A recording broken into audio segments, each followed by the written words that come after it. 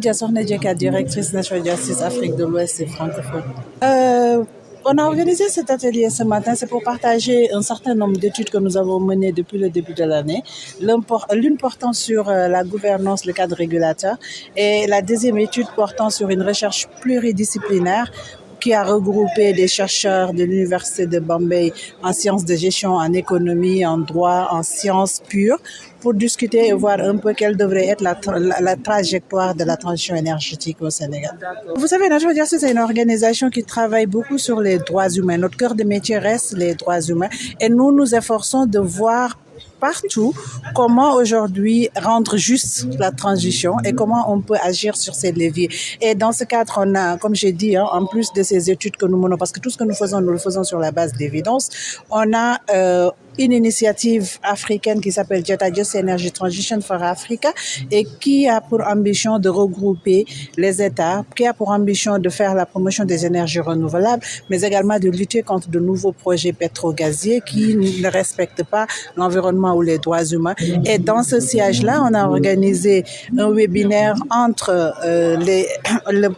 des communautés du Sénégal, de l'Afrique du Sud, des organisations de la société civile et d'Indonésie qui ont déjà commencé leur JETP. Donc nous, on se positionne en tant qu'organisation parapluie qui va allier la recherche de la connaissance au niveau national, au niveau international, la rendre accessible pour les communautés et porter la voix des communautés pour que dans les politiques, les process, qu'on puisse les prendre en compte.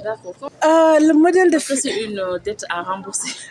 Oui, aujourd'hui, on nous demande vraiment de s'endetter pour même si c'est une dette à un taux concessionnel en majorité, mais je pense qu'on ne devrait pas avoir à financer nos efforts de transition parce que tout simplement, du fait de la responsabilité commune mais différenciée. Nous avons une toute petite responsabilité dans tout ce qui se passe et qu'aujourd'hui, les États devraient, en tout cas le Global Nord, devraient pouvoir financer et ne pas nous demander, nous en tant que pays moins avancés, économiquement en retard, pour ne pas dire avec beaucoup de priorités, qu'on ne devrait pas aussi nous ajouter ce financement-là pour plomber davantage nos économies. Le premier objectif, c'est déjà de partager, de que les communautés, les populations, les organisations et les chercheurs soient au même niveau d'information. Ça, c'est le premier résultat.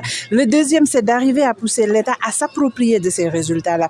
Donc, à la fin de cet atelier, quand on aura les versions finales, nous engagerons la discussion et les négociations, la discussion avec l'État pour voir comment l'État peut s'approprier des résultats, comment il peut en faire sien.